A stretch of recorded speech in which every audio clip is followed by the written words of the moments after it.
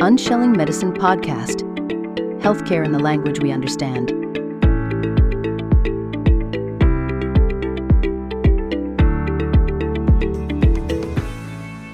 Hello again. Welcome, everybody. We have a very exciting show today with Mayim Vega. Mayim Vega is from aruka.com. That's the name of her company. Mayim is a naturopathic herbalist. Love it. Love it. So we're going to talk about her journey to her now business, career, and helping other people along the way. So Mayim, welcome. How are you doing today? Hello and shalom, Idongesit. Thank you. I'm honored to be here and talk to you.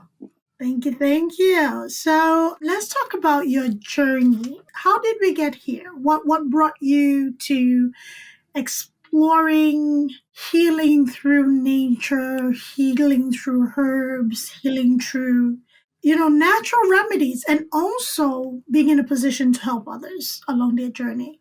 Yes, absolutely. So my journey begins, I was formerly a computer scientist at the NASA Ames Research Center. So my degree was in computer science. That's what I was. I was a programmer, basically, Then I got married and I had my first child in 2003. And so I decided to be a work-from-home mom and be an entrepreneur so that I could, take care of my baby. I have 7 children now, by the way. Congrats. Yeah. And so I decided to be a work-from-home mom and I started building my first business. And it was a business that was more along the lines of my computer science background, And then I started getting very sick with just intense migraines. Now I give birth naturally, no drugs, and my headaches were more painful than childbirth. Okay. So I would say it was very, very bad. And at first when they were just mild, I would just take, Tylenol, extra strength Tylenol, whatever my friends and family told me to take. Okay, I'll take it, And that worked in the beginning. It worked for a while, but eventually it stopped working. And the pain got to be so bad that I could barely function in my business. It was hard for me to do my duties as a mother and take care of my children. And at the point where I couldn't sleep anymore because of the pain, that's when I told my husband, please, can you please rush me to the emergency room? Because I felt like I was going to die that night. And we didn't have any medical insurance. So I was really trying to avoid, seeing the doctor as long as I could. But I couldn't stand it anymore. So we went to the emergency room. It was late at night. At that point, I had 2 babies. And they asked me a bunch of questions and they ran a bunch of tests on me and they couldn't figure out what was wrong. And then so the doctor suspected that I had a brain tumor. So she wanted to do a CT scan on me. And so waited a few more hours and got the CT scan. And then at the end, she said, well, I have good news and bad news. Good news, you don't have a brain tumor. Bad news, we can't figure out what's wrong with you. Here's some strong painkillers. And so I was like, wow, and so I took the painkillers, but they worked only a little bit better than the over-the-counter medication. They didn't really help. I still had my problem. It was still very hard to function. And so that wasn't really the only bad experience I had with the medical industry, but that was kind of like the last straw. And the thought didn't come to my head, oh, let me try a different doctor, because I had just spent thousands of dollars in that emergency room. Right. So I was like, I don't have enough money to go to another doctor. I am going to study how to do this myself. And so I took some certification programs in nutrition, herbalism, and holistic health. And one of the first things that I figured out that actually helped me way better than all of those pain medications was vitamin B12. And of course, vitamin B12 doesn't work for everyone, but it can work if that is what's causing your headaches, your migraines. For some people, it's magnesium. For some people, coffee. For some people, you just need to sleep more, right? But for me, it was B12. It was a B12 deficiency. So I took that and it was good. But then the question arose, why do I need to supplement with B12? Why is my body deficient in B12? And upon further study, I realized that what I thought was a healthy diet, which was the vegetarian/vegan diet, I thought it was like, oh, I'm going to be as healthy as I can. Actually, this was depleting my body of essential nutrients and especially B12. There's probably a lot of other things that I was being depleted of, but that was the thing that was causing me the pain. And so I started incorporating dairy, eggs, and fish back into my diet. So I did that, and then I didn't have to supplement with B12 anymore. But then the question arose, well, there's lots of vegetarians and vegans out there. They're not suffering like me with these debilitating migraines. Why? And so then I realized later through study that it's because of my stress levels. It's because I was stressed out in my business, getting too emotional over difficult clients, spending sleepless nights, oftentimes, working late nights. And I had to just trust more, basically trust in God more, trust in the process more, and not let the ups and downs of entrepreneurship get to me. And so that was, now we have the whole root cause dealt with. It was the combination of vitamin deficiency, diet, and then stress levels. And so that, really, I was like, why couldn't the doctor point me in this direction? Why couldn't she say, there's a few supplements you might want to try? Or what's your diet like? What is your life like? What are your stress levels like? And doctors don't usually do that. They didn't back in that day. I know things are changing. But so after my certification programs, I opened up Aruka.com and I started just helping people with education, basically coaching and education on what natural holistic things they could do to help them. And one of the first things that I do is I evaluate their lifestyle, their diet. I show them the side effects of the medications that they're taking to see if that could be the actual cause of the symptoms that they came to me for. And because I'm not a doctor, I help them locate a holistic or integrative physician in their area, or a naturopath or something like that. But oftentimes my students, I call them students because, I'm not a licensed doctor. So the people that I help, I call them students. I teach them things. And I help them often locate a naturopathic or integrative practitioner, medical doctor in their area, but oftentimes they can't afford it. So what I do is they'll just come to me for education and coaching, and they'll stick with their conventional medical doctor for the testing and the monitoring and things like that. Right. And so that's what I do. And around 2021, I started my certification program where now I teach naturopathic herbalism, which includes nutrition, detoxification, holistic health, herbalism, mindset, and life coaching, all as part of the holistic approach to health and healing. Beautiful. Beautiful. And I want to touch on the doctor scenario. I had a call with a doctor today who is coming on a podcast, and we talked about the relationship, the doctor-patient relationship. And the beauty of having these conversations is for us to bring to the forefront the need for that communication to be a little deeper. The doctor in the emergency room, if you've envisioned an emergency room is a madhouse, right? They don't get to filter what walks through the door. So everything is get you out, get you stable, get you out. If I can't find out what is wrong with you, that's the best that I can do for you. So I would almost be certain there was no time because, the different kinds of assessment that we do in healthcare, there's a general assessment and then there's a focused assessment. So focused assessments are very, very much specialty driven. So in the emergency room, they do focus assessment, and the focus was this headache, right? The focus was the headache. We'll draw some labs, we'll get you into a CT to see if there's a tumor like she suspected. However, it's not, I have running jokes with my emergency room nurses.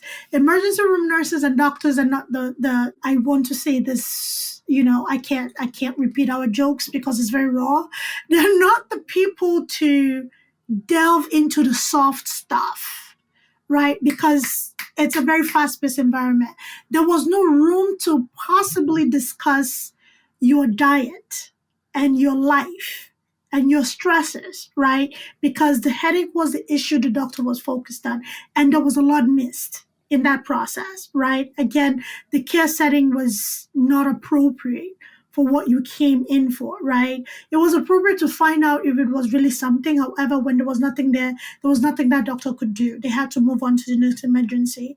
So missing that aspect, was a blessing in hindsight, right? Because it forced you into a position of doing your own research to actually find out what is going on. And because that was missed, you are now in a position to enlighten others who are embarking on their holistic journey or their dietary or lifestyle change journey. Yeah, vegan or vegetarian lifestyle, because a B vitamin is very crucial in animal protein, right? And that is something that people don't talk about, right? If you're going to eliminate animal protein, have a supplement, right? Supplement it, right? So do you agree that this was kind of a blessing in disguise for you, which it helped you become a more educated person, not only for your own health, but also put you in a position to enlighten others on their journey as well? Yeah, I not only do I believe that that was a blessing in disguise, but I believe that every challenge and hardship that we face is a blessing in disguise. And yeah, absolutely. And that these challenges and hardships, when we overcome them, I believe that's our duty, really, Right. to help others as we can to overcome these same challenges and struggles. That's part of my faith. I'm an Orthodox Jew, and there's this idea in Judaism called Tikkun Olam, means repairing the world, and that's exactly what it is. It's when you have a challenge or a struggle that you go through and you overcome it, then you realize that there's something broken in the world, missing in the world, lacking in the world. Right. There's suffering going on because you have the answer. Well, that was divinely given to you so that you can help others with it. So there's no room for complaints. Right. If you have the answer. It just means that you have to do your job. You have to do your work. And that's why I love this podcast and also what you're doing, because I understand you see both worlds. You're in both worlds. I do. You're in the medical world, but you also see the holistic, the naturopathic integrative ways, and you're trying to improve and make both sides work together. Yeah. And that's, that's our future. I really believe that you are helping to pave what our future is meant to be. Thank you for saying that. Thank you. I'm a strong believer that we can all coexist. Before we got on recording, you talked about your patients, and you also mentioned, or your students, you mentioned here, who come to you for education, who come to you for guidance. However, then unable to afford the integrative medicine providers. And I just want whoever is listening to understand the dichotomy here, right? So the insurance companies do pay and approve for you to go to the modern medical doctors who practice in their knowledge and their full genius, which is great. However, there's certain things that require a little more hand holding that a doctor may not have time for, and also may not have the resources within his practice in the ways of nurses or health educators or holistic health educators or nutritionists.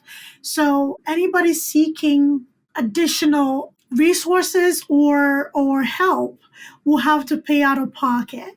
And in paying out of pocket, those things that insurance would cover, because you're paying an insurance premium, there's a certain discount that is applied, right? So you only have like a co-payment while the insurance covers the bulk of what is required. However, if you're going to an holistic or integrative medicine practitioner, which is not covered by insurance, right? Their prices and the price per service does not change, right? The only thing that changes is that there is no insurance buffer. So if drawing labs costs, $600, and you would go to a provider that is covered under insurance, and all you had to pay is $20 because the rest of it is covered by insurance. When you go to an integrative provider, that $600 is your responsibility.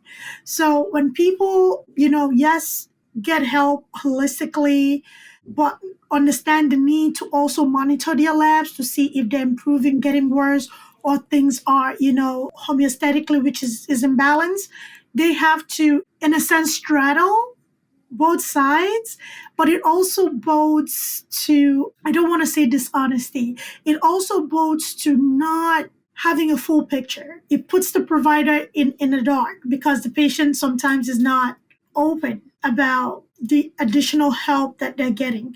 To a lot of medical practitioners, doctors, nurse practitioners, PAs, yes, I applaud a lot that are actually taking the approach to open the communication with their patients about integrative medicine and including that in their practice. Even if they cannot provide that service, they support their patients in getting that. So with the patients who have the support from their providers, do you find that they're more at ease with learning from you as a student and being able to communicate directly so that maybe you can communicate with their doctors and both of you can be on the same page as to what this person needs? Have you found yourself in that position?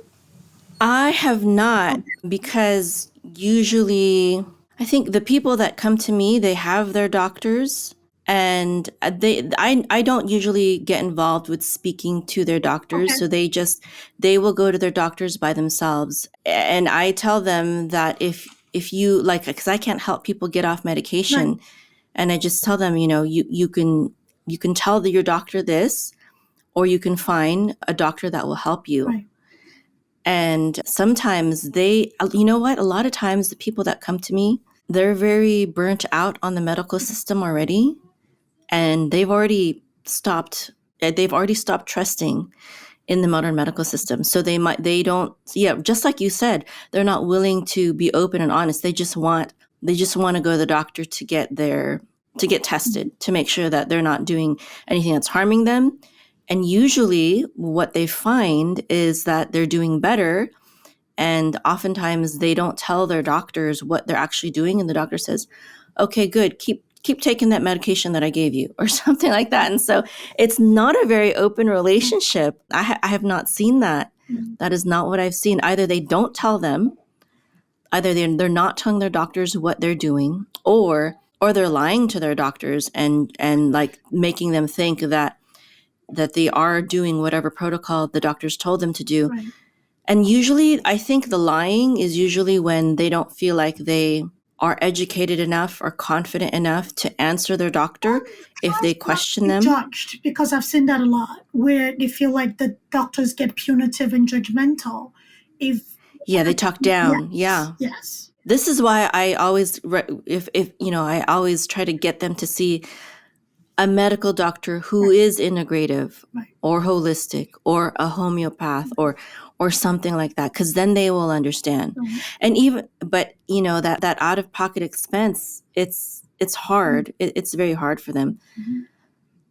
It's not. Our system is not set up right now with the patient in mind, with their best in mind. They have to. It's like two worlds. It's like a divorced parent. You were saying the word marriage earlier, just because you're like, some marriages aren't very good. But actually, that's kind of how it is right now. It's like two divorced parents, and they don't like each other. So the children have to they want to see both, but they're not going to be happy. Right. One of them is not going to be happy unless it's an integrative or naturopath. Then. It's sad. Secret, so they keep secret. They don't tell the other parent that, do. The one parent has a secret friend and the secret friend is nice to them. So it's something that shouldn't be as divisive.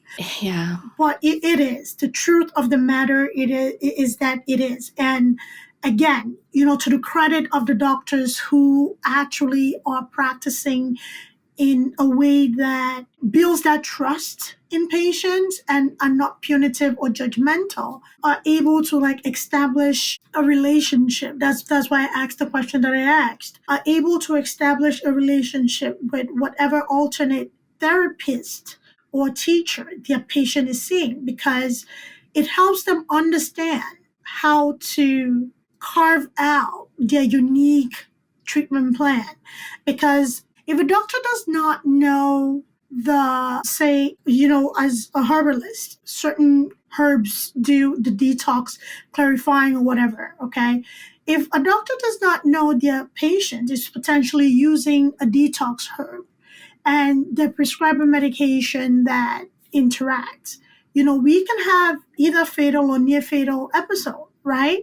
So when a patient is fearful and not being truthful with their doctor, who in turn will pull a pharmacist into place, then we have issues. St. John's Wort is known to interact with a lot of medication, right? So, and on the flip side of that is that even if a patient understands that the prescribed pharmaceuticals is not working for them and they stop taking it and focus on holistically healing themselves, it doesn't look favorable in that patient's record if they're not filling that medication, right? So in a given script, we could have up to I'll use a rough number, 4 refills, right? So say from April to July, I think that's 4 months, right?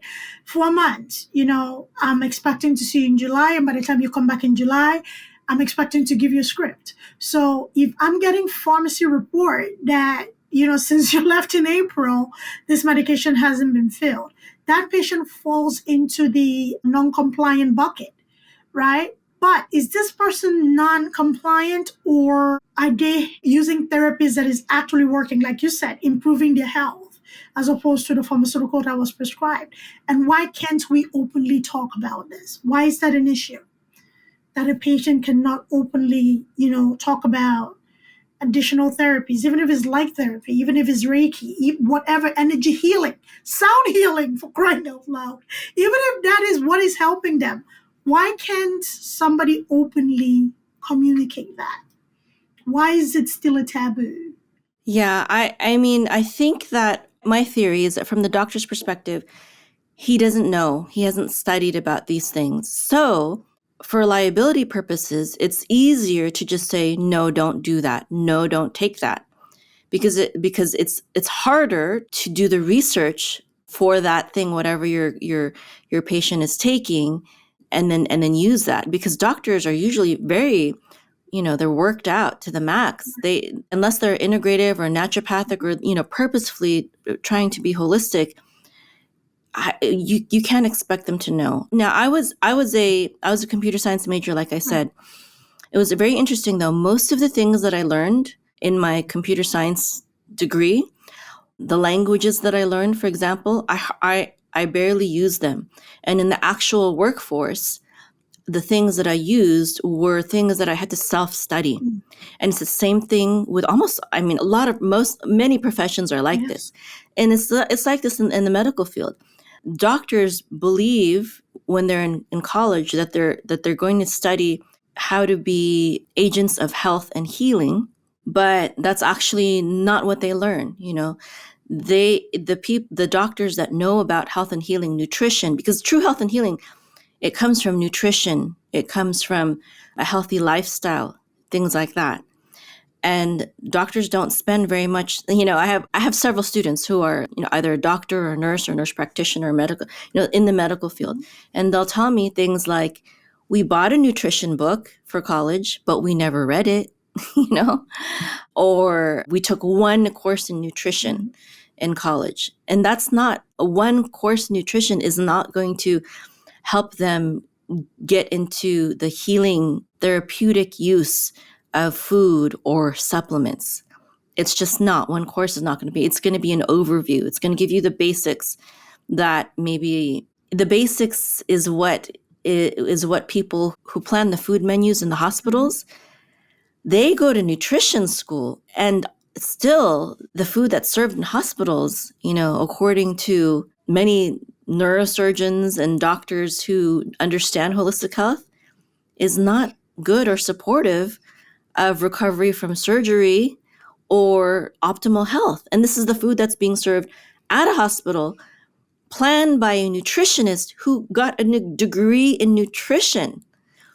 this is what Dr. Russell Blaylock, he's a neurosurgeon, and he has had a clinic for nutritional therapy also, because he found that was something that was lacking, after surgery care.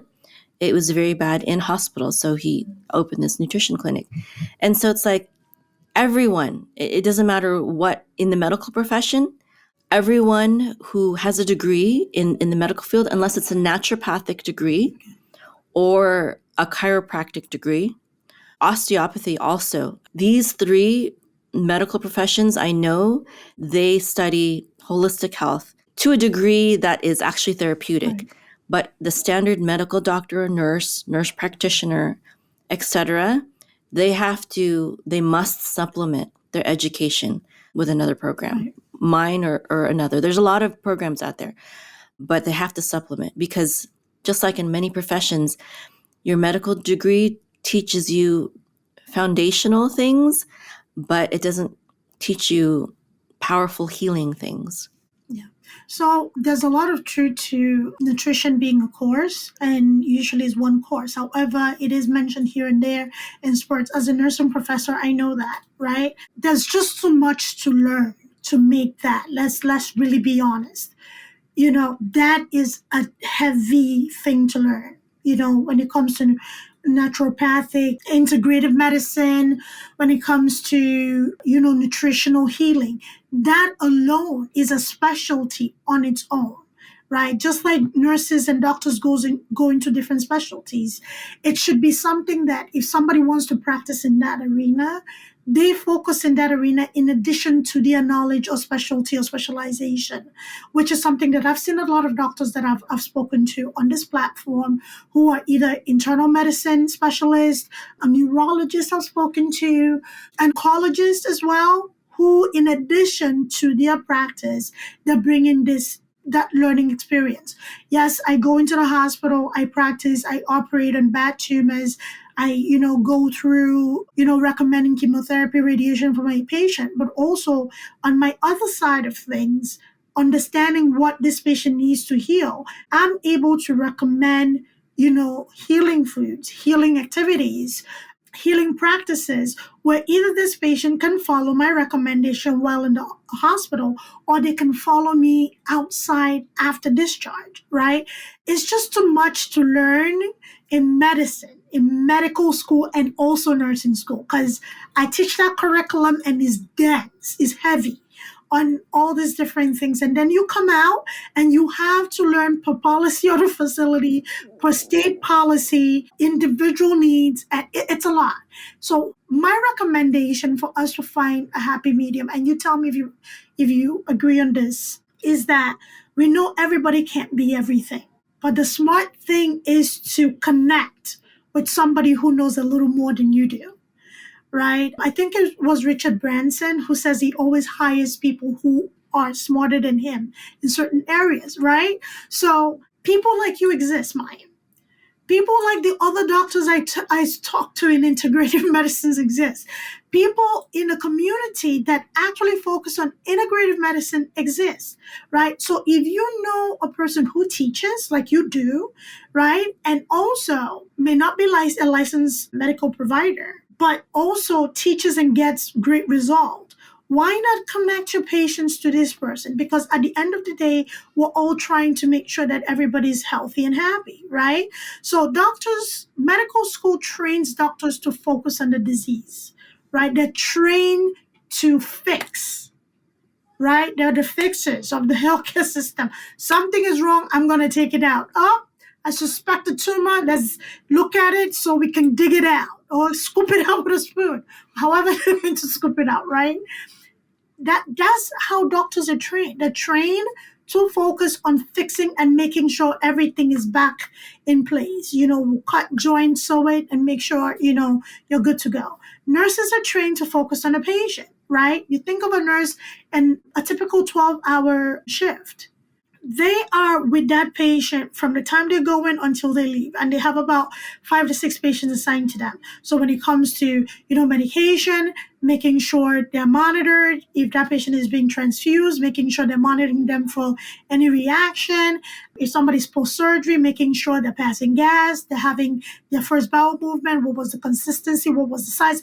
All of these things are things that nurses focus on, right? And in order for you to know human homeostasis in different stages of healing and sickness, it is a lot to know.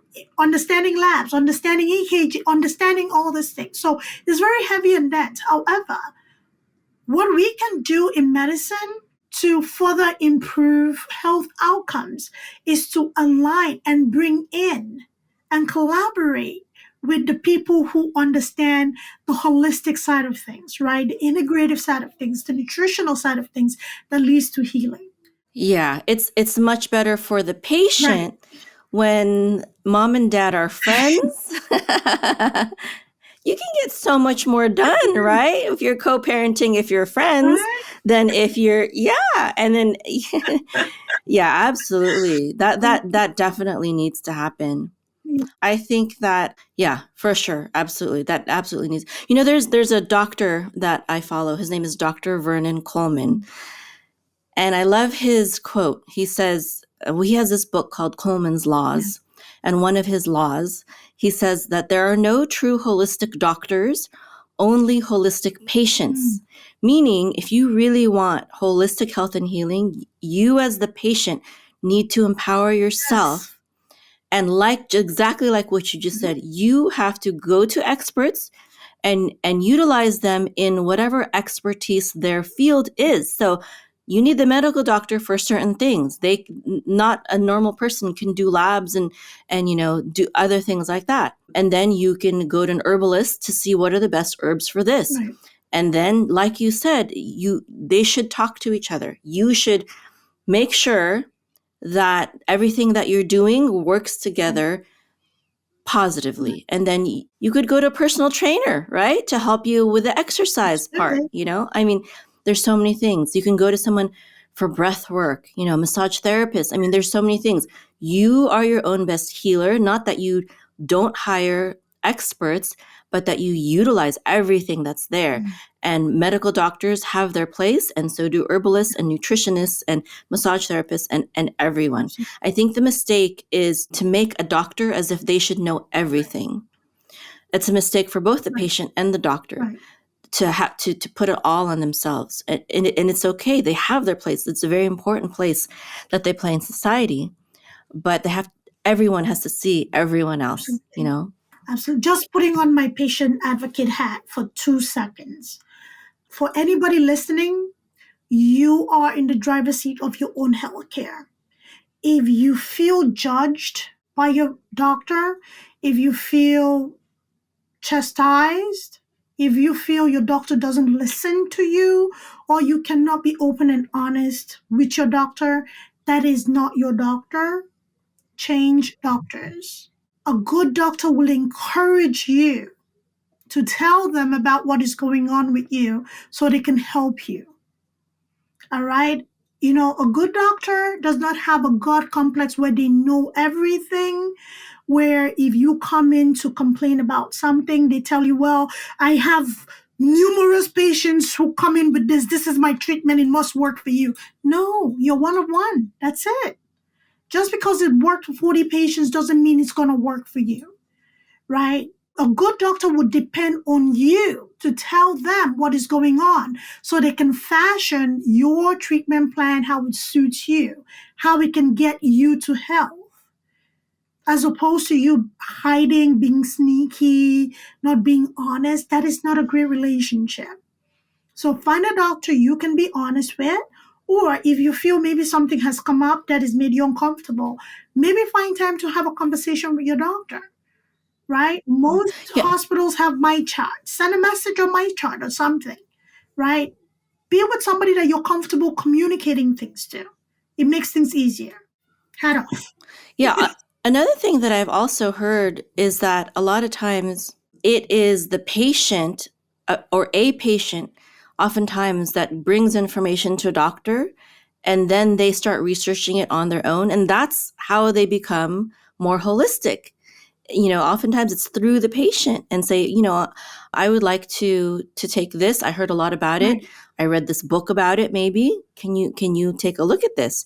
Maybe they'll read the book. Maybe they won't. Maybe they'll look at their own research to dig into the topic. But I believe that change will start somewhere, and sometimes the change starts with the patient. It does. Be a good patient. I have a lady on here, Dana, and she sent me a beautiful book, which I'm going to post about. This is her book, The Thinking Patient's Planner, right? She has this concept called the professional patient, right? Learn to write things down, learn to ask questions, learn to talk, learn to express yourself. Your doctors they're not going to tell you they depend on it, right? They depend on you. Please advocate for yourself. And if you feel like you can't ask the questions, bring a family member along. Find a health advocate who would ask specific questions that you may not be aware of that concerns your health. So this was such a great discussion.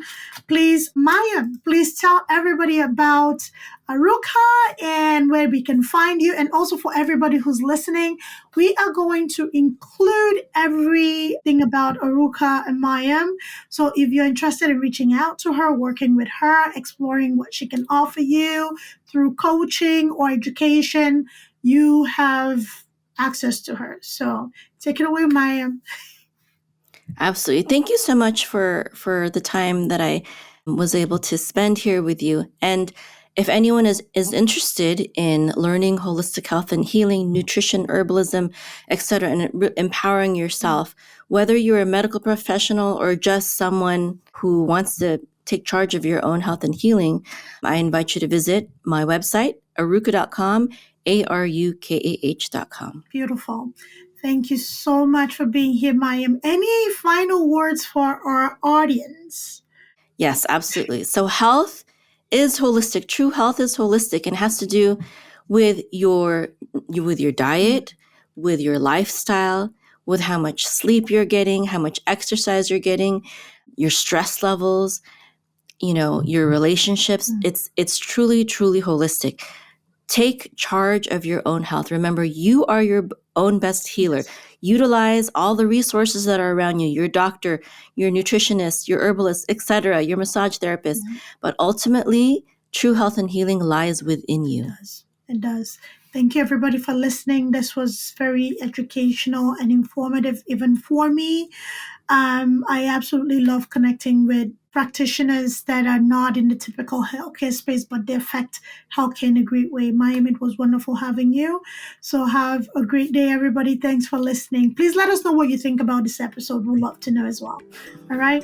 Bye, everybody.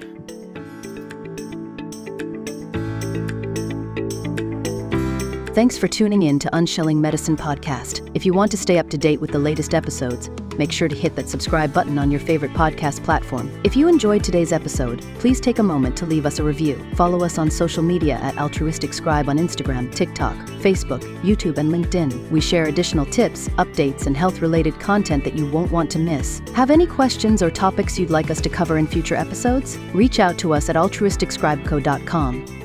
We're always eager to hear from our listeners and tackle the health topics that matter most to you. Until next time, stay healthy and take care.